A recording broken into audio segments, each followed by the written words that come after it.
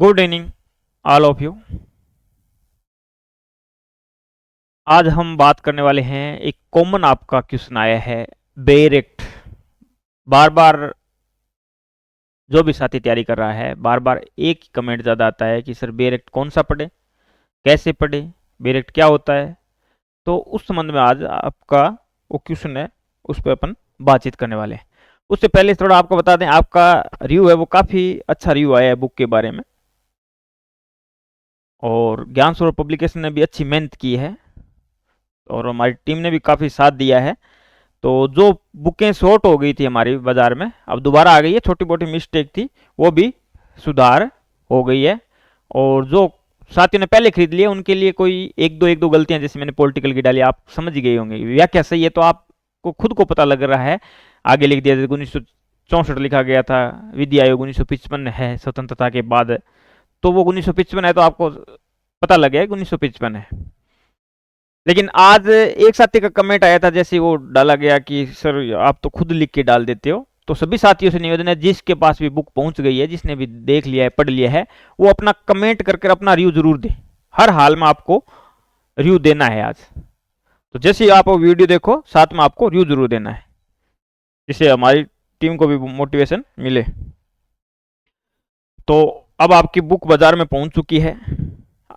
तो हम तो पहले ही कहते हैं साथियों कि आप दूसरी बुकों से कंपेयर कर लें, उसके बाद ही खरीदें। पहले दूसरा साथी कोई लेके आ गया है तो उसकी देख लें, क्योंकि हमने तो ये सुविधा के लिए कहा है कि 364 348 पेज है, वो आप निकालोगे, उनकी कॉपी कराओगे, फिर उसको कैसे टॉपिक वाइज कर पाओगे, उस हिसाब से हमने आपकी सुविधा के लिए ऐसा किया।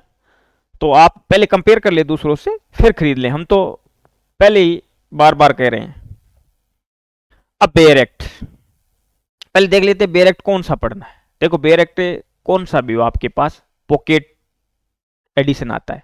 ये पॉकेट की तरह ये एडिशन है, ये पॉकेट वाला एडिशन आता है। तो आपके पास ये सेंट्रल लॉ पब्लिकेशन का है, सेंट्रल लॉ पब्लिकेशन का, ये सेंट्रल लॉ पब्लिकेशन का। विशेष बात इसकी ये है कि आप जब भी बाजार से ले तो ये ध्यान रखें कि ये द्विभाषीय है या नहीं, ये जरूरी है। ये द्विभाषी होना चाहिए, मतलब दोनों भाषाओं में बाइलैंग्वेज होना चाहिए। बाइलैंग्वेज से कुछ शब्दावली आपको इंग्लिश में देखनी पड़ेगी, तो अपन उसके बारे में अभी बात करते हैं किस तरह पढ़े, तो उसमें अपन बात करने वाले हैं। तो इस तरह का कोई भी ले लें, लेकिन ये द्विभाषी होना चाहिए। सेंट्रल लॉ का भी ले सकते हो, और अलग तरह से हो सकता है आपके पास जो पहुंच रहा हो वो अलग कंपनी का हो, लेकिन उसमें वो द्विभाषी होना चाहिए। तो आप द्विभाषी वाला खरीदें। और वैसे साथियों, आपको ये खरीदने की वैसे इतनी ज्यादा आवश्यकता नहीं है। मैंने टेलीग्राम पे डाल दिया है। टेलीग्राम पे आप जाओगे ना, तो मैंने संशोधित डाल दिया। संशोधित में मतलब जो कोई संविधान संशोधन बाद में हो गया, मई 2024 में जो संशोधित है वो मैंने डाला है। तो आप जैसे ही कोई चीज पढ़ रहे हो तो आप साथ में उसका यूज कर सकते हो। टेलीग्राम खोल के आप, या दूसरा कोई जो भी चीज आपने, जैसे आपने खुद का एक फोल्डर बना रखा है, तो उस फोल्डर में डाल दो। जैसे आपको आवश्यकता पड़े वो अनुच्छेद देख लिया करो। तो अलग से लाने की भी आपको जरूरत नहीं है, ये द्विभाषी होना जरूरी है। अब अपने क्वेश्चन 2 निकल के आते हैं। बेयर एक्ट क्या है? बेयर एक्ट किसी कानून का सटीक पाठ होता है। इसमें ज्यादा कमेंट्री वगैरह नहीं होती है, ज्यादा व्याख्या नहीं होती है। जो यथावत यह कानून के सभी प्रावधानों को शामिल करता है। जैसे संविधान क्या है? संविधान एक नियमों का दस्तावेज है। तो बेयर एक्ट अलग अलग हो सकते हैं, जैसे कोई मानवाधिकार से संबंधित है, कोई अलग है। तो बेयर एक्ट एक किसी कानून का सटीक पाठ होता है। बेयर एक्ट को पढ़ने का मतलब है कानून के शब्दों को जैसा है वैसा ही पढ़ना। अपन जैसे अपन लक्ष्मीकांत पढ़ते हैं, तो लक्ष्मीकांत जैसे पढ़ देंगे। आप स्टार्टिंग में देख लो, लक्ष्मीकांत की किताब में हर जगह धर्मनिरपेक्षता शब्द लिखा हुआ है। और जैसे अपन इसमें पढ़ते हैं, या अपन एनसीईआरटी ऑथेंटिक बुकों में पढ़ते हैं, जैसे इसमें स्टार्टिंग में प्रस्तावना दे रखी है, तो आपको पढ़ते ही पता लग जाएगा कि धर्मनिरपेक्षता शब्द नहीं, ये पंथ निरपेक्षता शब्द है। धर्म का मतलब नैतिकता, सदाचार है, तो धर्म से निरपेक्ष नहीं हो सकता। तो पंथ निरपेक्षता है, पंथ संप्रदाय, उसमें धर्म भी शामिल है, उसमें अलग अलग जो संप्रदाय है वो भी शामिल है, तो उसमें सभी इंक्लूड होते हैं संप्रदाय में। तो ये अपन जैसे ही इसकी शुरुआत करते हैं ना, ये देखो, भारत का संविधान, ये प्रस्तावना से शुरुआत होती है। तो इसमें अपने पंथ निरपेक्षता शब्द है, तो ये आपका क्लियर हो जाता है। कानून के शब्दों को जैसा है वैसा ही पढ़ना, मतलब जो संविधान में दे रखे हैं वैसे ही शब्द इस बेयर एक्ट में दिए होते हैं, ज्यादा कमेंट्री नहीं होती। जैसा यथा जो शब्दावली संविधान की है वो शब्दावली इसमें लिखी होती है। बेयर एक्ट को पढ़ने के लिए अपन को जो शाब्दिक व्याख्या के सिद्धांत को पालन करना पड़ेगा। शाब्दिक व्याख्या जो संविधान में लिख रखा है वैसा का वैसा। अब अपन उस पर बात कर लेते हैं कि बेयर एक्ट को पढ़ना कैसे। तो मैंने आपको यह बताया है कि आप बेयर एक्ट लेना चाहो तो ये ले सकते हो, अगर नहीं लेना चाहो तो मैंने मेरे टेलीग्राम चैनल, प्रत्येक वीडियो के डिस्क्रिप्शन में आपको लिंक मिलेगा टेलीग्राम का। टेलीग्राम पे जाके आप देखोगे आपको बेयर एक्ट मिल जाएगा, और वो भी संशोधित। संशोधित का मतलब है ये पुराना है मेरे पास है जो 2021, इसमें लिख रहा है अधिनियम 2021 द्वारा संशोधित 105वां संशोधन ही है। उसके बाद और भी संशोधन हो गए हैं, 106वां भी हो गया है, उसके बाद नारी वंदना वाला भी संशोधन हुआ है। तो उस हिसाब से आप देखोगे ना तो 2024 तक का वो संशोधित है। कुछ अनुच्छेद में भी चेंजिंग वगैरह करनी पड़ती है, तो वो कोई शॉर्ट ही होता है, कोई कुछ चेंजिंग होती है, लेकिन वो संविधान संशोधन जो नए हुए हैं ना वो भी उसमें दिए मिलेंगे आपको। तो एक तो वो नया वाला आपको टेलीग्राम में डाल दिया है।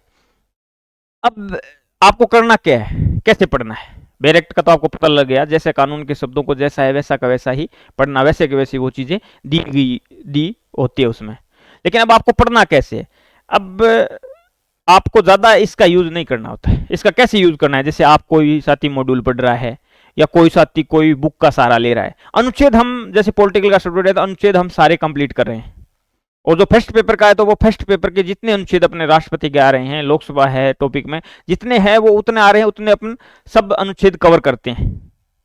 लेकिन वो आजकल की नेचर प्रकृति तो वैसी है क्वेश्चनों की पूछने की। अनुच्छेद 15 पूछ रहा है लेकिन थोड़ा सा डीप चला जाता है, वो डीप की वो जो संविधान में दे रखी है उस शब्दावली पे जाना चाहता है वो। तो उसके लिए आपको, जैसे आप फर्स्ट पेपर पढ़ रहे हो या सेकंड पेपर पढ़ रहे हो, जो भी पढ़ रहे हो, जैसे आप स्टार्टिंग नागरिकता के संबंध में पढ़ रहे हो तो अनुच्छेद 5 से 11 आपको पढ़ रहे हो। तो जो बुक आप 5 से 11 पढ़ रहे हो, जैसे लक्ष्मीकांत पढ़ रहे हो या कोई जो भी बुक है, जो भी मॉड्यूल आप पढ़ रहे हो, तो आप बेयर एक्ट साथ में देख लें कि अनुच्छेद 5 में क्या दे रखा है, उसमें क्या दे रखा है, इसमें क्या दे रखा है, शब्दावली सही है या नहीं है। बस इतना ही देखना है आपको। और बेयर एक्ट अलग से आपको रटने की जरूरत नहीं है। आप कभी ऐसे नहीं रट पाओगे कि अनुच्छेद 1 से लेके 395 तक इसको कंप्लीट कर लो, ऐसे नहीं पढ़ पाओगे। जैसे राष्ट्रपति पढ़ रहे हो, जो राष्ट्रपति के अनुच्छेद है इसकी शब्दावली साथ में देख लो। जैसे अनुच्छेद आप 15 पढ़ रहे हो, जैसे अपन बात करें अनुच्छेद 15 की, या अनुच्छेद स्टार्टिंग में एक अनुच्छेद पढ़ रहे हो तो उसमें क्या शब्द लिखा हुआ है, भारत अर्थात इंडिया राज्यों का संघ होगा।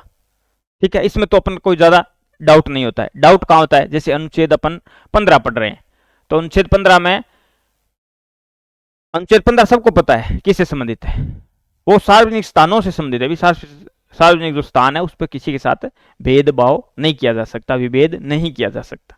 अनुच्छेद 16 है वो अवसर की समानता से संबंधित है, नौकरियों से संबंधित। जैसे आज ही मैं आरएस का एग्जाम देख रहा था, उसमें आया भी था कि केवल नागरिकों के जो अनुच्छेद है, जैसे 15, 16, 19 और 29 और 30, 5 अनुच्छेद ऐसे हैं जो केवल भारतीय नागरिकों पे लागू होते हैं।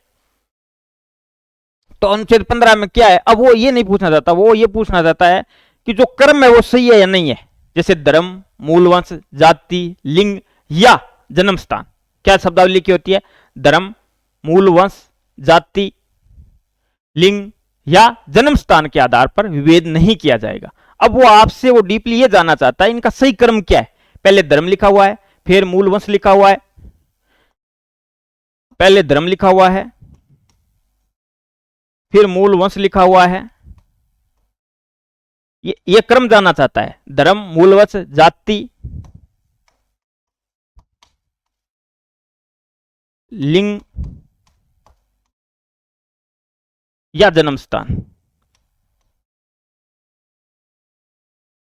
के आधार पर विभेद नहीं किया जाएगा सार्वजनिक स्थानों पर। तो आपको ये क्रम देखना है। अब आप जैसे इस बेयर एक्ट में देखोगे, अनुच्छेद 15 खोल के देखोगे, आप जो भी आपने मॉड्यूल पढ़ रहे हो उसमें से एक बार क्लैरिफिकेशन कर लो। वैसे तो जैसे मॉड्यूल सर ने लिखे हैं, बेनीवाल सर ने, तो उन्होंने सावधानी बरती है क्योंकि जैसा आज के टाइम में ट्रेंड है उसके हिसाब से उन्होंने मॉड्यूल लिखने की कोशिश की है, लेकिन फिर भी तथ्य की भूल हो जाती है। तो तथ्य की भूल के लिए अपन को क्या करना है, ये अंडरलाइन कर लेना है, ये चीजें हाईलाइट कर लेनी है। और कोई ज्यादा बेयर एक्ट में कुछ नहीं होता है, ज्यादा जो अलग जो वाद दिए होते हैं वो नहीं पढ़ने होते हैं, बहुत सारे साथी कहते सर ये बाद पढ़ने गए आज। देखो साथियों, ये चीजें आप खुद को देखनी होती है। कैसे देखनी होती है? जैसे आप आई हुई क्वेश्चन देखोगे ना, मैं हमेशा कहता हूँ आई हुई क्वेश्चन ज्यादा से ज्यादा देखो। जैसे आप देखो आपको पता लग जाएगा कि उसमें से क्वेश्चन बहुत कम आते, जो वाद है वो अलग से दिए होते हैं अपन को। जैसे 1973 का है, 1900 का मिनरवा मिल्स है, तो वो बात अपन को अलग पता है। जो उसमें अनुच्छेद के नीचे जो रखे हैं उनमें से बहुत कम क्वेश्चन पुटअप होते हैं। तो अपन को क्या ध्यान रखना है, बस एक बार क्लैरिफिकेशन कर लेना है कि धर्म, मूल वंश, जाति, लिंग और जन्म स्थान, ये क्रम सही दे रखा है या नहीं दे रखा है मॉड्यूल या बुक में। जैसे ये क्लियर हो गया तो अपन को बाद में इसकी जरूरत नहीं है। जैसे जैसे अपन अनुच्छेद क्लियर करते जाएंगे, इनमें से देखता जाएंगे कि जो मूल भाषा है उसमें क्या दे रखा है, क्रम कौन सा सही दे रखा है। इसी तरह से अपन बात करें, इसी तरह से अपन बात करें अनुच्छेद जैसे 21 है, उसमें विधि द्वारा स्थापित प्रक्रिया। अब जैसे विधि द्वारा स्थापित प्रक्रिया देख रहे हो, बार बार आपके चक्कर पड़ रहा है, विधि का समान संरक्षण या विधि के समक्ष समानता, इन तीन शब्दों में आपके चक्कर पड़ रहा है।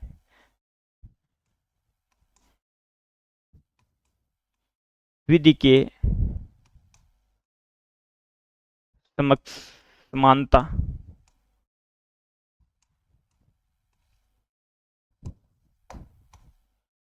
विधि का समान संरक्षण,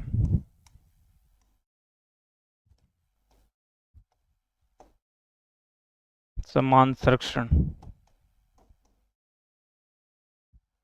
और विधि द्वारा स्थापित प्रक्रिया।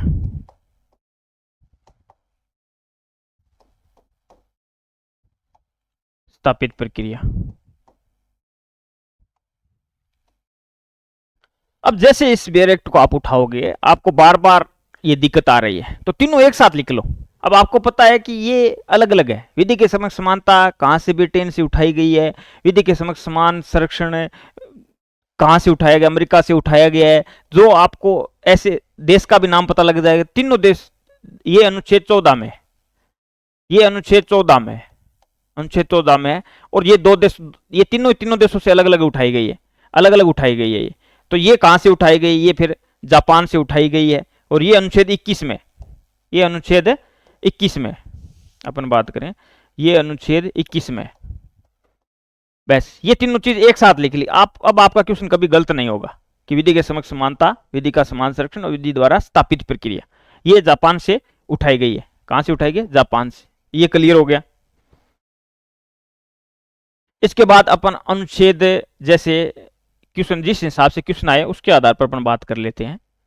जैसे अनुच्छेद 37 की बात करें, अनुच्छेद 37, ये क्वेश्चन हमारे कॉलेज लेक्चर में आया था, अनुच्छेद 37।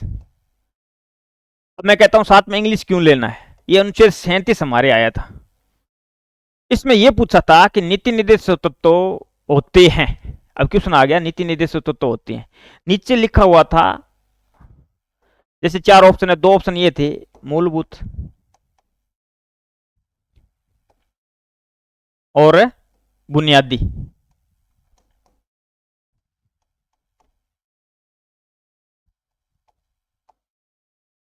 अब अपन जो भी साथी जिसका इंग्लिश बैकग्राउंड कमजोर है या जो भी गांव से निकलने हैं, या बार बार अपन जो इसमें नाम मात्र का जो अंतर होता है हिंदी में वो अपन समझ नहीं पाते, तो अपने लिए तो ये मूलभूत और बुनियादी दोनों सेम है। लेकिन इसमें जैसे अपन इंग्लिश में देखते हैं ना, तभी कहता हूं मैं इंग्लिश में जैसे फंडामेंटल शब्द देखते हैं ना अपन, फंडामेंटल, फंडामेंटल, फंडामेंटल समझते ही अपने समझ में आ जाता है कि ये मूलभूत है। ये क्वेश्चन आया था और मैं भी गलत करके आया था, मेरे को ये बुनियादी ये सेम लगते हैं, तो मैंने भी ये क्वेश्चन गलत किया था। ठीक है, तो इस तरह से जैसे अपन अनुच्छेद 37 देख रहे हैं, अनुच्छेद 37 में लिखा हुआ है कि इस भाग में अंतर्विष्ट उपबंध किसी न्यायालय द्वारा परिवर्तनीय नहीं होंगे, किंतु फिर भी इसमें अधिकथित तत्व देश के शासन में मूलभूत है, देश के शासन में मूलभूत है, देश के शासन में मूलभूत है, यह पूछा था उसने। जैसे एक मूल कर्तव्यों में से पूछा था।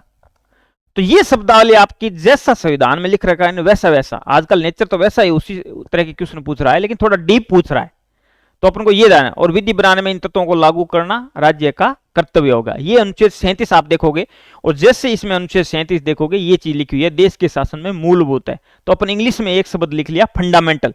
अब वो कैसा भी पर्यायवाची दे दे, अगर आपको इंग्लिश में ध्यान है कि फंडामेंटल, या आपको आपने क्रम हाईलाइट कर लिए, जैसे अनुच्छेद 15 का आपने पढ़ा था धर्म, जाति, लिंग या जन्म स्थान, तो उनका क्रम कैसा है, तो इस तरह से आपको साथ साथ में पढ़ना है। ज्यादा ये नहीं कि भी मैं पढ़ने लग जाऊं उस हिसाब से पढ़ूं, साथ में अनुच्छेद आपके पास है, जो भी मॉड्यूल पढ़ रहे हो उसमें भी अनुच्छेद है, और जो भी बुक पढ़ रहे हो उसमें अपना पूरा सिलेबस कवर कर रहा है, उसमें है अनुच्छेद। सेकंड पेपर की भी बात कर रहा हूं, और फर्स्ट पेपर के जो पॉलिटिकल के साथी हैं, जैसे फर्स्ट पेपर में पिछली बार वो पूछ लिया था, जैसे अनुच्छेद अपन है 83 की बात करते हैं कि राज्यसभा में जो राष्ट्रपति मनोनीत करता है, 83 की बात करते हैं,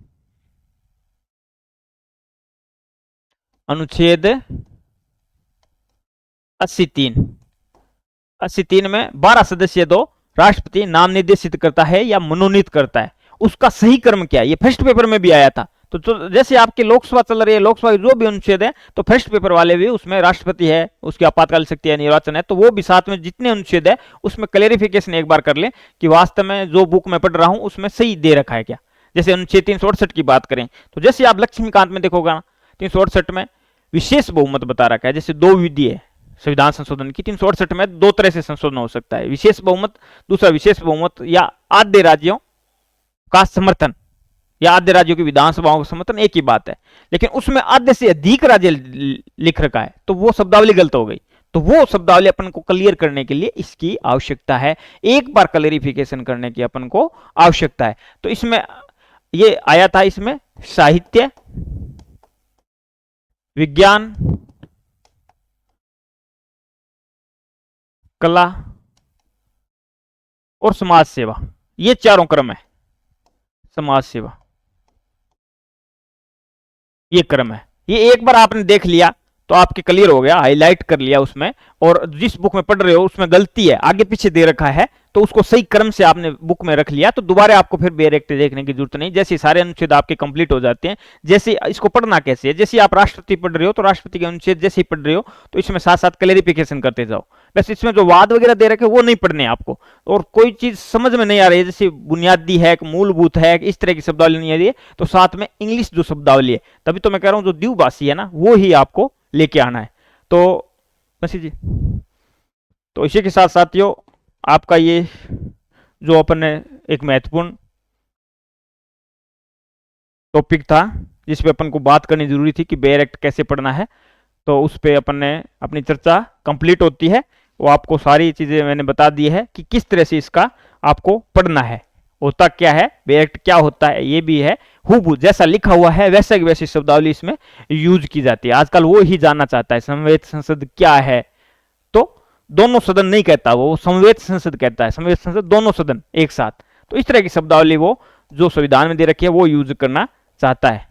और ये द्विभाषी वाला आपको लेके आना है, और ये बुक भी बाजार में आपको पहले शॉर्ट हो गई थी, वो पहुंच गई है, लेकिन जो भी साथी जिसने रिव्यू नहीं दिया है और जिसने दे भी दिया है तो वो रिव्यू आप आज जरूर देना है इसमें। तो इसी के साथ जय हिंद, जय भारत साथियों।